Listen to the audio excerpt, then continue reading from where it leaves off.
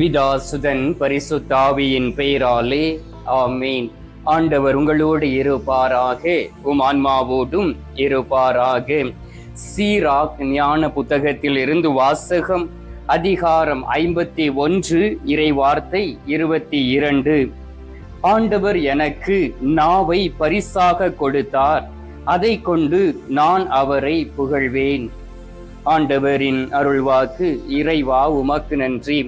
கிறிஸ்துவுக்குள் பிரியமான என் அன்பு சகோதர சகோதரிகளே, ஆண்டவராகிய இயேசு கிறிஸ்து நமக்கு புதியதொரு நாளை கொடுத்திருக்கின்றார், புதியதொரு மாதத்தை ஆசீர்வதித்து கொடுத்திருக்கின்றார்.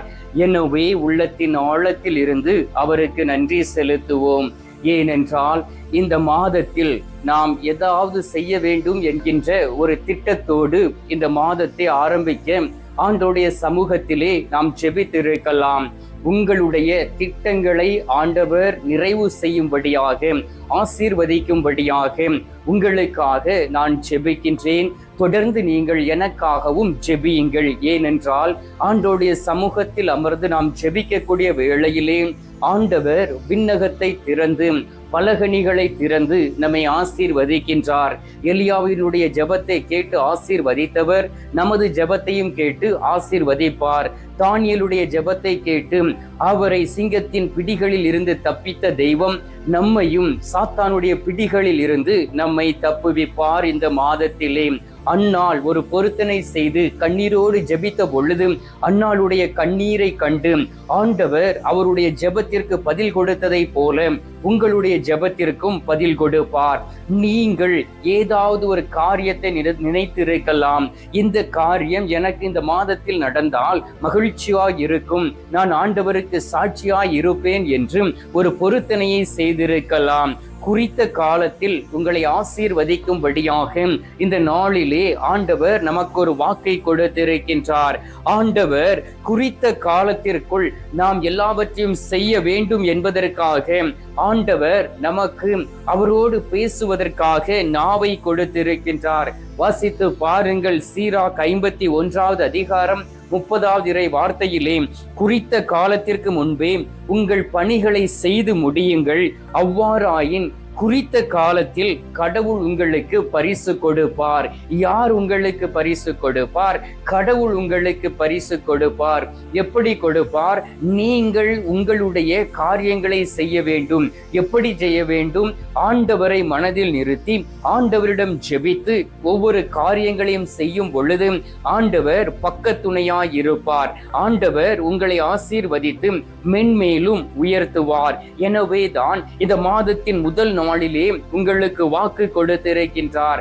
உனக்கு நான் நாவை பரிசாக கொடுத்திருக்கின்றேன், இந்த நாவை கொண்டு என்னை நீ புகழ வேண்டும். அவ்வாறு புகழக்கூடிய நேரத்திலே குறித்த காலத்தில் நான் உங்களை ஆசீர்வதிப்பேன் என்று சொல்லி இருக்கின்றார். அன்பார்ந்தவர்களே, எனக்கு தெரிந்த ஒரு சகோதரி மிகவும் கடவுள் மீது அன்பு கொண்டவர். ஒவ்வொரு நாளும் அவர் திருப்பலியில் பங்கு கொண்டு ஜெபிக்க கூடியவர்.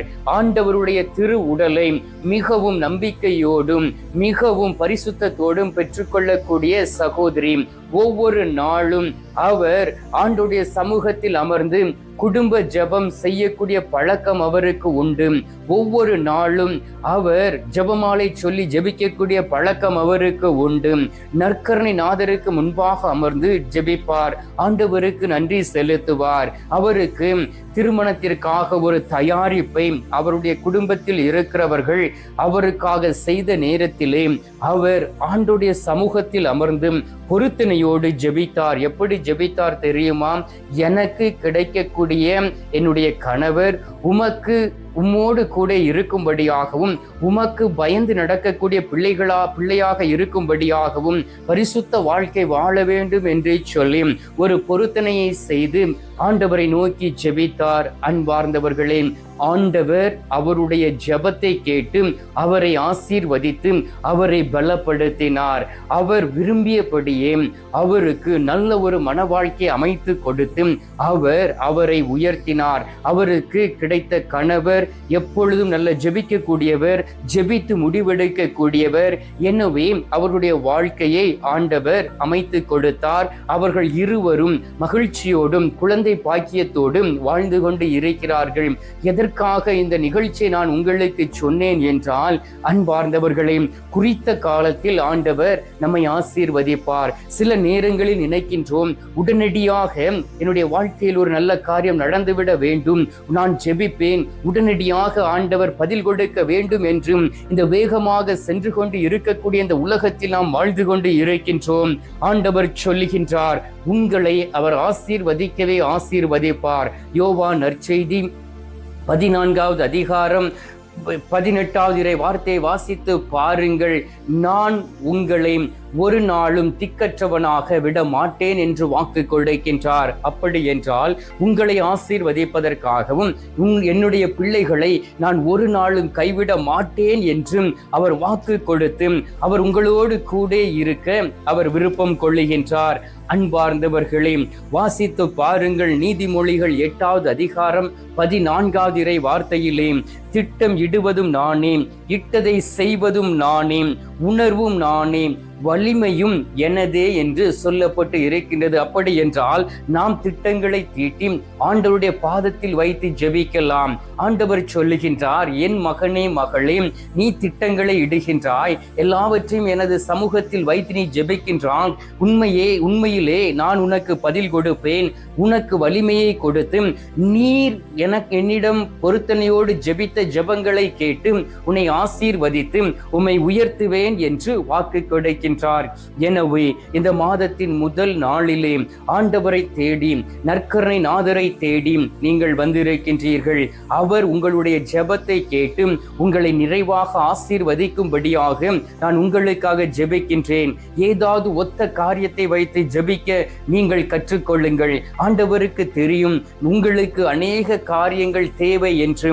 ஆனால் நீங்கள் பார்த்த மேயு குருடரை போல பொருத்தனையோடு நீங்கள் ஜெபிக்கும் பொழுது ஆண்டவர் குறித்த காலத்திலே உங்களை ஆசீர்வதித்து உங்களை உயர்த்துவார். இந்த நாளிலே ஆண்டவருடைய கருணை உங்களுக்கு வேண்டுமா?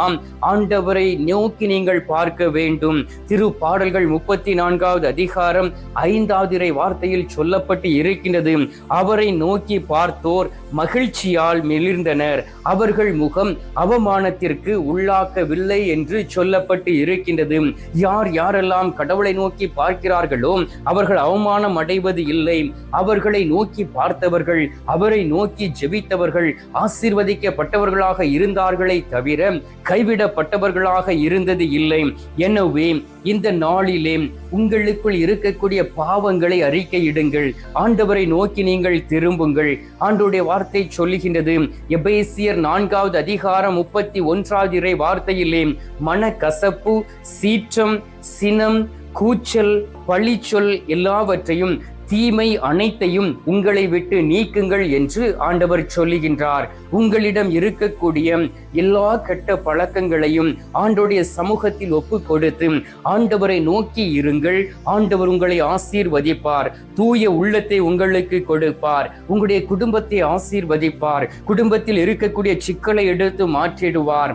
நீங்கள் குடும்பத்தில் இருக்கக்கூடிய கடவுளுக்கு பிரியமில்லாத காரியங்களை எடுத்து மாற்றும் பொழுது கடவுள் உங்களோடு கூட இருந்து உங்களை ஆசீர்வதிப்பார். எனவே ஆண்டவர் கொடுத்த இருக்கக்கூடிய அந்த அருமையான நாளிலே அவரை நோக்கி நாம் ஜெபிப்போம். அவருடைய ஆசீர்வாதத்திற்காக ஜெபிப்போம். புதிய மாதத்திற்காக நன்றி செலுத்துவோம். அவரை கண்முன்பாக வைத்து ஒவ்வொரு நாளும் நடக்கக்கூடியவர்களாக நம்மையே நாம் மாற்றிக்கொள்வோம். ஆண்டோடைய வல்லமையும் பிரசன்னமும் நம்மோடு கூட தங்கும். கண்களை மூடி கரங்களை கும்பிட்டு நமது நடுவில் உயிரோடு இருக்கக்கூடிய நற்கருணை நாதரிடம் நாம் மன்றாடலாம். எங்கள் பரலோக தந்தையே, இயேசு கிறிஸ்துவே, தூயனல் ஆவியே, தகப்பனே, இந்த புதிய நாளுக்காக உமக்கு நன்றி சொல்லி உம்மை துதிக்கிறோம் அப்பா. தகப்பனே, புதிய மாதத்தை கொடுத்து இந்த புதிய மாதத்தில் எங்களை ஆசீர்வதிப்பதற்காக அதிகாலையிலே நற்கருணை நாதராய் எங்கள் நடுவில் வீற்றிருக்கிறவரே உம்மை ஆராதிக்கின்றோம். ஆண்டவராகிய இயேசு கிறிஸ்துவே, நீரே பெரியவரும் உன்னதருமாக இருந்து அனுதினமும் எங்களுடைய குரலை கேட்கின்றீர். ஆண்டவரே, இந்த மாதத்தில் எவ்வளவோ காரியங்களை செய்ய வேண்டும் என்று நினைத்தும் அநேக பேர் உம்மை நோக்கி ஜெபித்தது உண்டு. அவர்கள் இந்த நாட்களிலே இந்த மாதத்தை காணாதபடி இந்த உலகத்தை விட்டு கடந்து சென்றிருக்கலாம். ஆனால் நீர் எங்களுக்கு புதியதொரு வாழ்க்கையை கொடுத்திருக்கின்றீர். புதிய அனுபவத்தோடு இந்த மாதத்தை ஆரம்பிக்க எங்களுக்கு உதவி செய்திருக்கின்றீர். அதற்காக உமக்கு நன்றி சொல்லி உம்மை துதிக்கிறேன் அப்பா. உமது கல்வாரி ரத்தம், உமது பரிசுத்த ரத்தம் ஒவ்வொரு பிள்ளைகளையும் தூய்மைப்படுத்திடுவீராக. யார் யாரெல்லாம் இந்த மாதத்தின் முதல் நாளிலே உம்மை தேடி வந்து தங்களுடைய உள்ளங்களை ஊற்றி இந்த நேரத்திலே உள்ளத்தில் இருக்கக்கூடிய அனைத்து காரியங்களையும் அறிக்கையிட்டு ஜெபிக்கிறார்களோ அவர்களுடைய ஜெபத்திற்கு நீர் பதில் கொடுப்பீராக. ஒவ்வொருவரையும் ஆசீர்வதிப்பீராக. குறித்த காலத்திலே அவர்களுக்கு நீர் ஒரு ஆசீர்வாதத்தை கொடுத்து வாழக்கூடிய நாட்களிலே மகிழ்ச்சியோடு இருக்கக்கூடிய பாக்கியத்தை கொடுப்பீராக. பிள்ளைகள் ஒவ்வொருவரையும் ஆசீர்வதியும். நோய்வாய்ப்பட்டு இருக்கக்கூடிய பிள்ளைகளுடைய உடலை நீர் அருள் கூர்ந்து ஆசீர்வதித்து குணமாக்கிட வேண்டுமாய் மை நோக்கி ஜெபிக்கிறேன் அப்பா. ஒவ்வொருவரும் சாட்சியாக இருக்கவும், திருமண வாழ்க்கையிலே நிலைத்திருக்கவும், குடும்ப வாழ்க்கையிலே நிலைத்திருந்து என் ஆண்டவருக்கு சாட்சியாய் மாறக்கூடிய பிள்ளைகளாக உருமாறிட வேண்டுமாய் மை நோக்கி ஜெபிக்கிறேன் அப்பா. இந்த அருமையான நேரத்திலே காலை பொழுதிலே நீர் எங்களுடைய ஜெபத்தை கேட்டிருப்பதற்காக உமக்கு நன்றி. ஜெபத்தை கேட்டு பதில் தந்திருப்பதற்காக உமக்கு ஸ்தோத்திரம், ஸ்தோத்திரம், ஸ்தோத்திரம். மீட்பெரும் இரட்சகருமான இயேசுவின் திருக்கரத்தில் ஒப்பு கொடுத்து எங்கள் பாதுகாவலராம் புனித சூசையப்பர் வழியாக ஜெபிக்கின்றோம். அன்பு தந்தையே, ஆமீன். பரலோகத்தில் இருக்கிற எங்கள் பிதாவே, உம்முடைய நாமம் அர்ச்சிக்கப்படுவதாக. உமது ராஜ்யம் அருக. உமது சித்தம் பரலோகத்தில் செய்யப்படுவது போல பூலோகத்திலும் செய்யப்படுவதாக. எங்கள் அனுதின உணவை எங்களுக்கு இன்று அளித்தருளும். எங்களுக்கு தீமை செய்கிறவர்களை நாங்கள் பொறுப்பது போல எங்கள் பாவங்களை பொறுத்தருளும். எங்களை சோதனை விளைவிடாதையும் தீமையில் இருந்து எங்களை ரட்சித்தருளும். ஆமீன். அருள் நிறைந்த மரியே வாழ்க. கர்த்தர் உடனே பெண்களுக்குள் ஆசீர்வதிக்கப்பட்டவள் நீரே. உம்முடைய திரு வயிற்றின் கனியாகிய இயேசும் ஆசீர்வதிக்கப்பட்டவரே. அச்சிஷ்ட மரியே, சர்வேசுடைய மாதாவே, பாவிகளா இருக்கிற எங்களுக்காக இப்பொழுதும் எங்கள் மரண நேரத்திலும் வேண்டிக் கொள்ளும். ஆமீன். பிதாவுக்கும் சுதனுக்கும் பரிசுத்த ஆவிக்கும் மகிமை உண்டாவதாக. ஆதியில் இருந்தது போல இப்பொழுதும் எப்பொழுதும் என்றென்றும் இருப்பதாக. ஆமீன். அன்பார்ந்தவர்களே, நற்கருணை நாதர் தரும் ஆசீர்வாதத்தை பெற்றுக்கொண்டு மகிழ்ச்சியோடும் சந்தோஷத்தோடும் இந்த மாதத்தை ஆரம்பிப்போம். ஆண்டவருடைய இரக்கமும் கருணையும் நம்மோடு கூட தங்கும். அவர் நிறைவாக உங்களை ஆசீர்வதிப்பார்.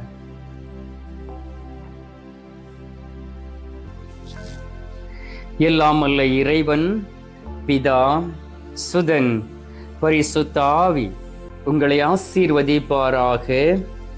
ஆமீன்.